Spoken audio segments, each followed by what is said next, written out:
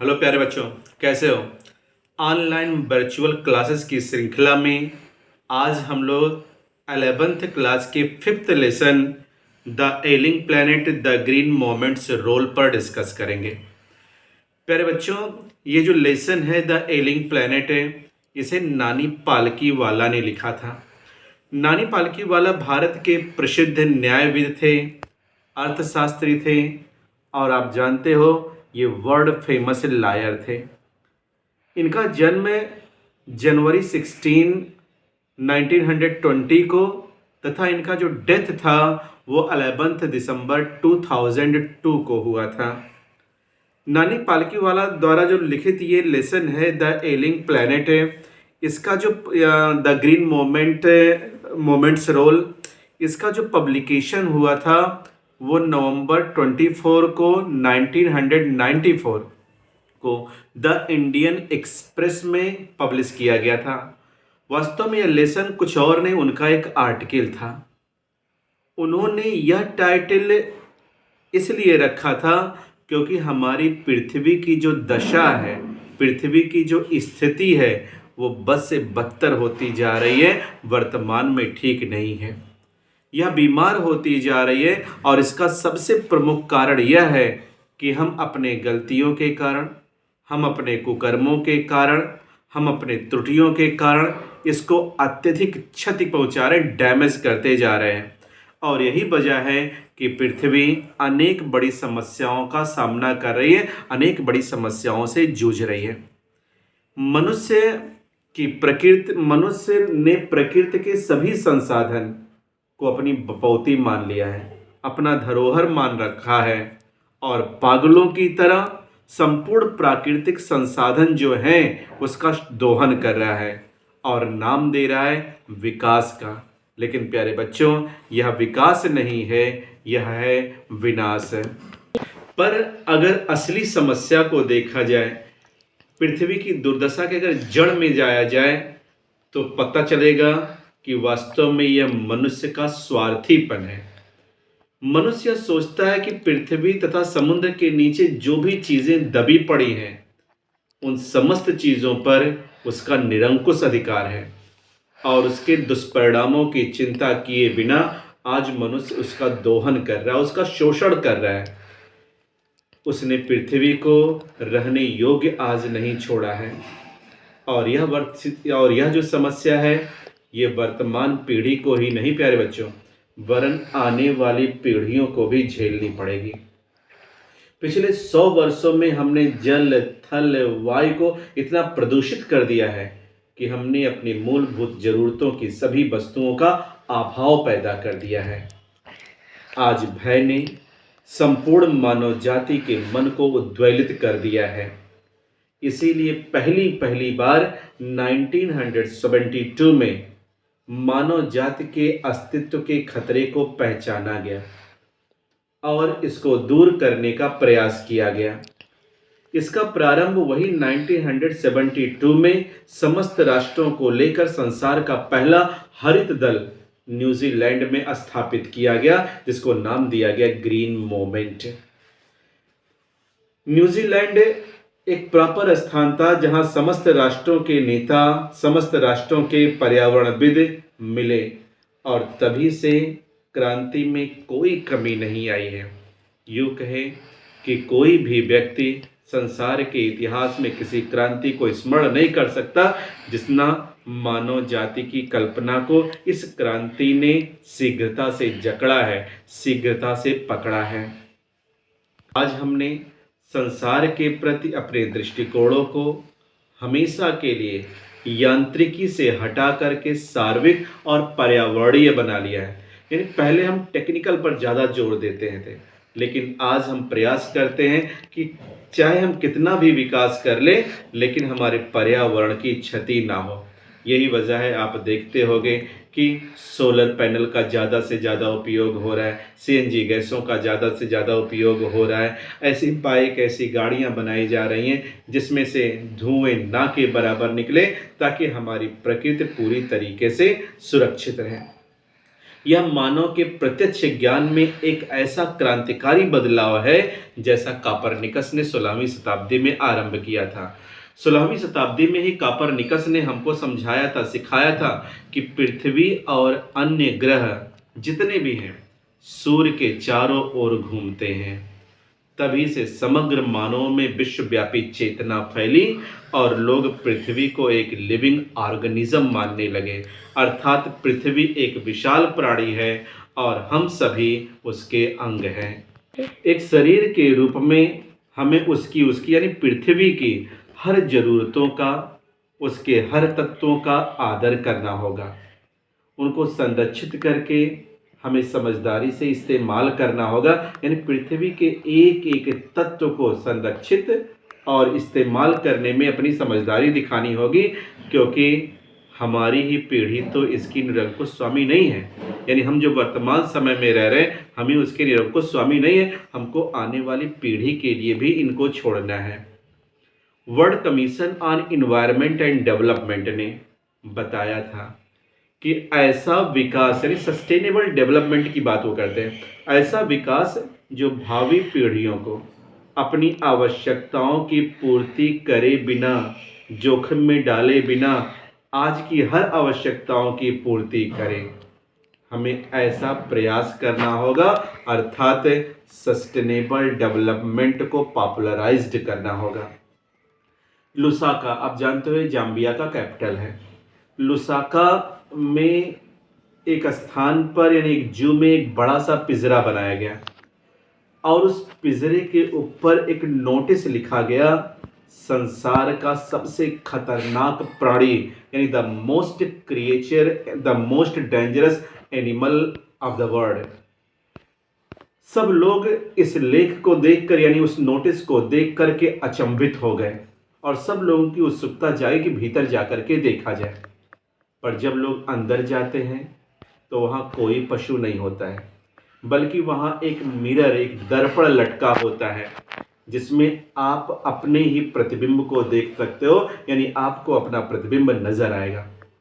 साफ शब्दों में यह मैसेज दिया जा रहा था, साफ शब्दों में यह हमको बताया जा रहा था कि मनुष्य ही इस धरती का सबसे खतरनाक प्राणी है, मनुष्य ही पृथ्वी का सबसे बड़ा शत्रु है। उसी ने अपनी सुंदर धरती को क्षति पहुंचाया है। अब मानव समझ गया है कि हमें बुद्धिमत्ता के बजाय भागीदारी अपनानी होगी। सच्चाई तो यह है कि हम पृथ्वी पर लाखों अन्य जीवों के साथ सहभागिता पूर्वक रह रहे हैं। यह जीव सूक्ष्म, ये जीव विशालकाय दोनों हैं। वैज्ञानिकों ने तो लगभग 14 मिलियन जीवित प्राणियों की सूची बनाई है और अभी बहुत सी प्रजातियां ऐसी हैं जो लिस्टेड नहीं हैं। जीव शास्त्रियों का अनुमान है कि 30 लाख से लेकर के 1 अरब तक ऐसी प्रजातियां हैं जो अपयश के अंधेरे में तड़प रही है, अपने वजूद को बनाए रखने के लिए तड़प रही हैं। एक इकोलॉजिस्ट थे मिस्टर एल के झा, जो ब्रेंट आयोग के सदस्य थे और ब्रेंट रिपोर्ट में उन्होंने एक प्रश्न उठाया था कि क्या हम अपने उत्तराधिकारियों के लिए, आने वाली पीढ़ियों के लिए बढ़ता हुआ मरुस्थल, घटिया क्षेत्र तथा रोगी पर्यावरण वाला जला भुना मुंह छोड़ करके जाएंगे। मिस्टर लेस्टर ब्राउन है, उनका पूरा नाम था मिस्टर लेस्टर आर ब्राउन। इन्होंने अपनी पुस्तक द ग्लोबल इकोनॉमिक प्रॉस्पेक्ट में लिखा है कि पृथ्वी की जीव विज्ञान संबंधी मुख्य व्यवस्थाएं केवल 4 हैं। क्या क्या? एक है फिशरीज यानी मत्स्य उद्योग, सेकंड है फॉरेस्ट वन, थर्ड है ग्रासलैंड एंड फोर्थ है क्रॉपलैंड्स। ये 4 ही पृथ्वी की आर्थिक व्यवस्था के आधार हैं। कौन कौन से? फिशरीज, फॉरेस्ट्स, ग्रासलैंड और क्रॉपलैंड। क्रॉपलैंड का मतलब जहां से हम खाद्यान्न उत्पन्न करते हैं। सिवाय खनिजों के पेट्रोल से बने कृत्रिम पदार्थों को अगर छोड़ दिया जाए, अत्यधिक शिकार करने के कारण मछलियां समाप्त होती जा रही हैं।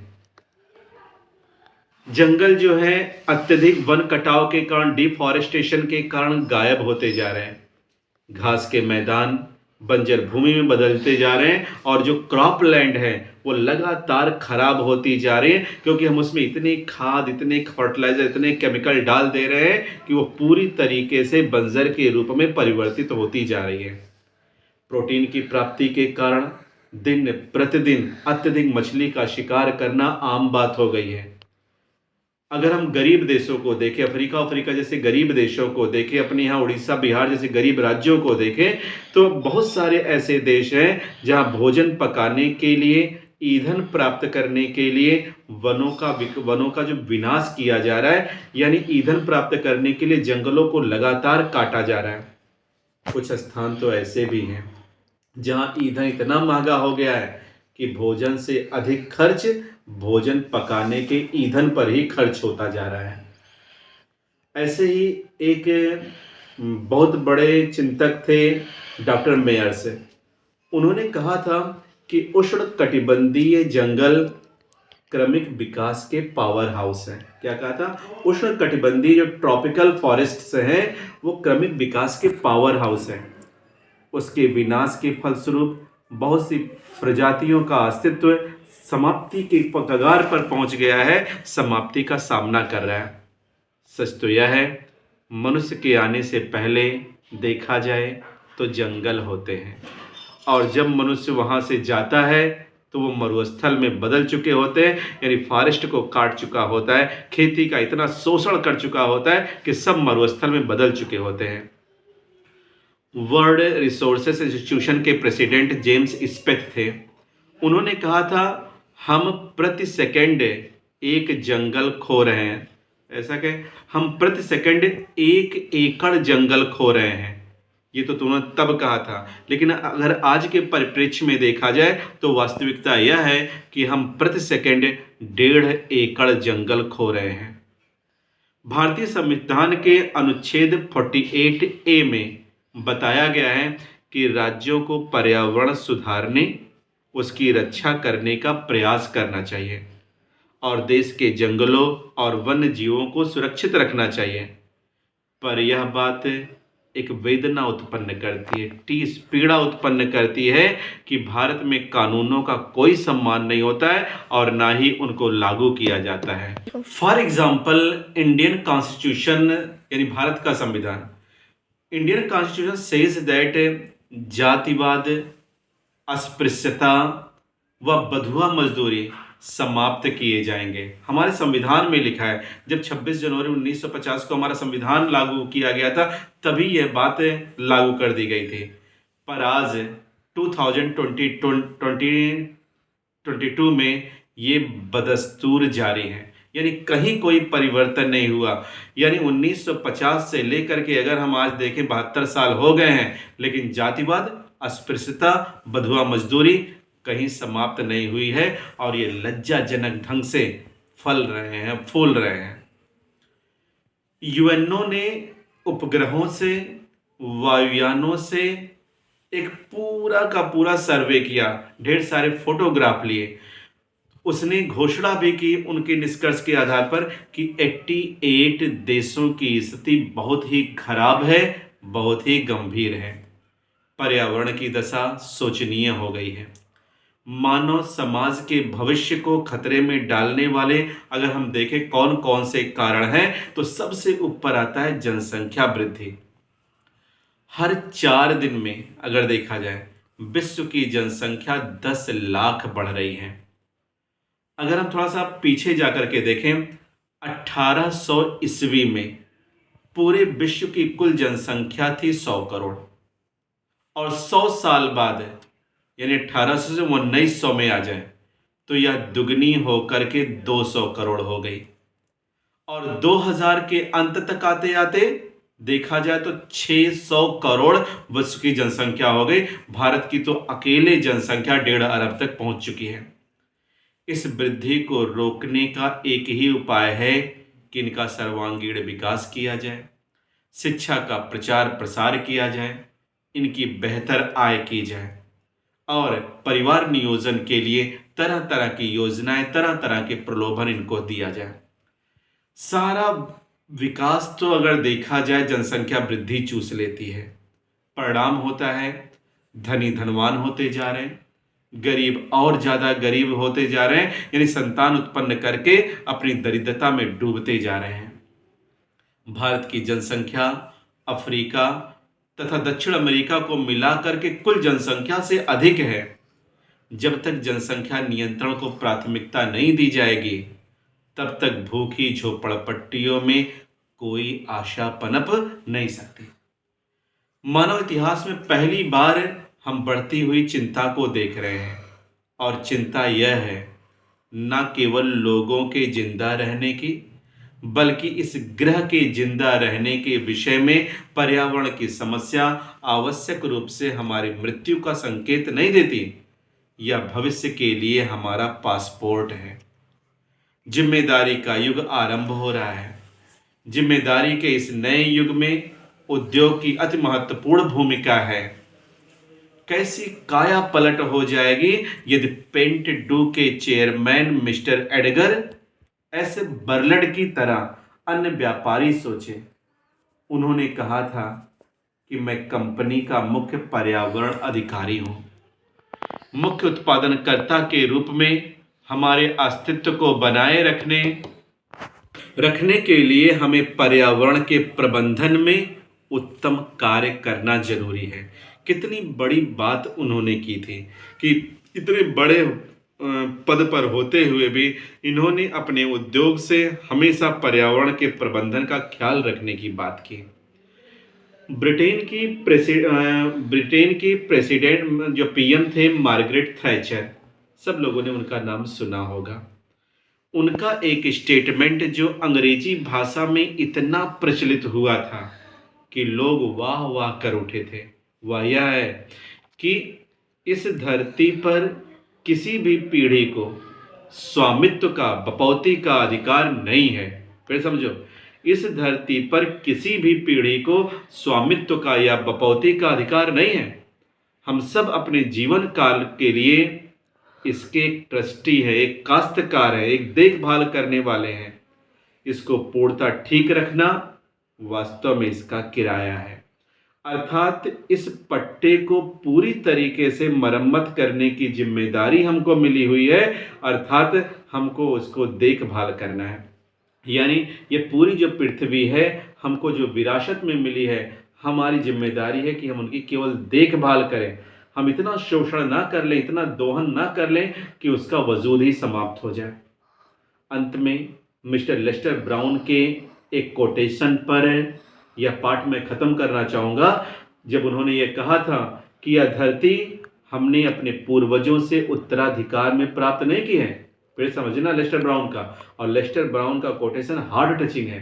वो कहते हैं यह धरती हमने अपने पूर्वजों से उत्तराधिकार में प्राप्त नहीं की है, बल्कि हमने इसको अपने बच्चों से उधार लिया है। यहीं पर ये लेसन खत्म होता है। Thank you.